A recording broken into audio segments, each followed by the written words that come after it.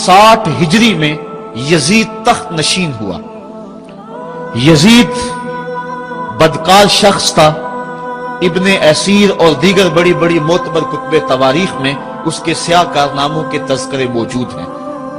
وہ زانی تھا، شرابی تھا، مسلمانوں کا قاتل تھا۔ بنت عنب کے ساتھ شہر مکہ اور شہر محبوب مدینہ الرسول میں جو اس کی بدمعاشیاں ہیں ان سے کون بے خبر ہے۔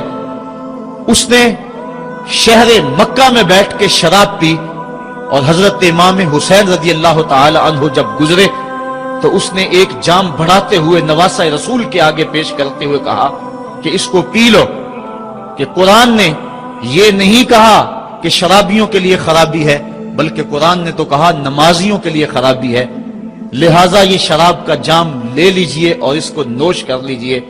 حضرت امام حسین الیاس باللہ کہتے ہوئے آگے گزر گئے۔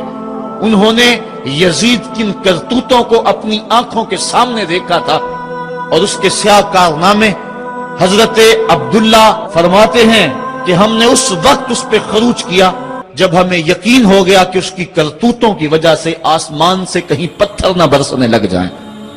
صرف واقعہ کربلا ہی نہیں، اس نے مدینہ تو رسول کے اندر 700 صحابہ کو شہید کیا، 10,000 تابعین کو قتل کیا، اور 300 نوجوان خواتین کی آبرو ریزی کروائی۔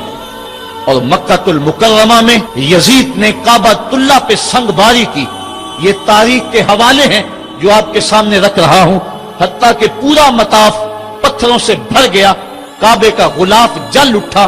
حضرت اسماعیل علیہ السلام کے عوض میں جو دمبا آیا تھا اس کے سینگ کعبۃ اللہ کی چھت پہ رکھے گئے تھے، وہ سینگ بھی جل گئے۔ اسی لیے ان ایام کو ایام حرہ کہا جاتا ہے تاریخ کے اندر۔ 3 دن تک مسجد نبوی میں نہ اذان ہوئی نہ اقامت ہوئی، اور مسجد نبوی کے اندر یزید کی فوجوں کے گھوڑے بندھے رہے۔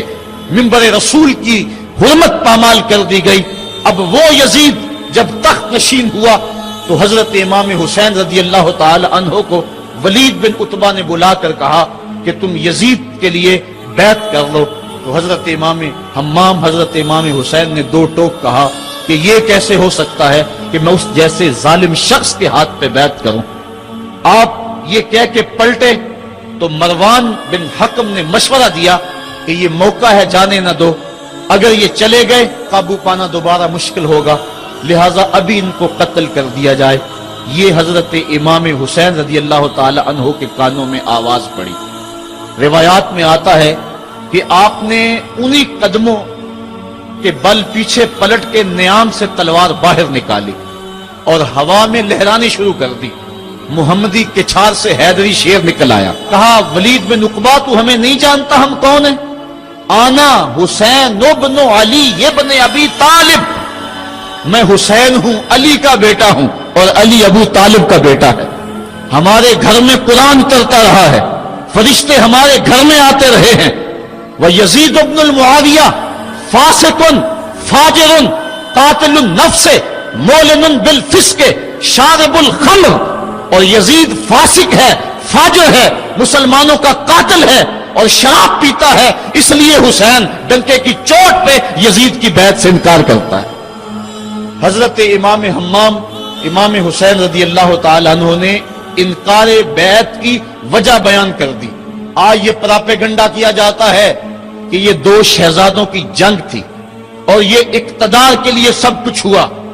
اگر یہ بات ہوتی تو ترمح بن عدی کہہ رہا ہے، حاتم طائی کا پوتا، جب آپ میدان کربلا کی طرف بڑھ رہے ہیں، حضور آپ میرے پہاڑوں میں آ جائیں اور 5000 کا لشکر آپ کی پشت پہ رکھ دوں گا، اور آپ جدھر بڑھیں گے وہ جان نثاری کرتے ہوئے آپ کے پیچھے ہوں گے اور یزید کی حکومت کے ٹکڑے کر کے رکھ دیں۔ حضرت امام حمام امام حسین نے ترمح بن عدی بن حاتم کی اس پیشکش کو ٹھکرا دیا، کہا میں تو کسی اور کام کے لیے جا رہا ہوں۔ یزید کے چہرے سے اس نقاب کو نوچنا تھا، اس کے مکروہ چہرے کو لوگوں کے سامنے ننگا کر کے بتلانا تھا کہ یہ وہ شخص ہے کہ جس کے بارے میں میرے محبوب اور میرے نانا نے خبر دی ہے کہ بنو امیہ کا ایک ظالم شخص میری سنت کو بدلے گا، اور وہ سنت کو بدلنے والا یہی شخص یزید ہے۔